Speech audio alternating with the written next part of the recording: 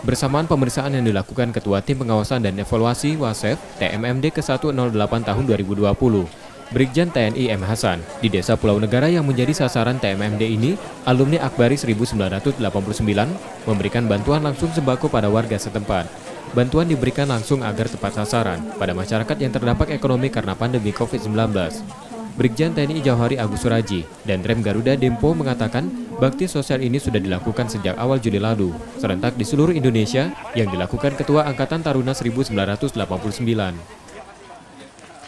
Untuk membantu masyarakat yang terdampak COVID, ya paling tidak meringankan masyarakat yang sehingga kita membantu dengan pembagian sembako yang dilaksanakan di daerah Saranglang maupun di daerah Pulau Negara ini.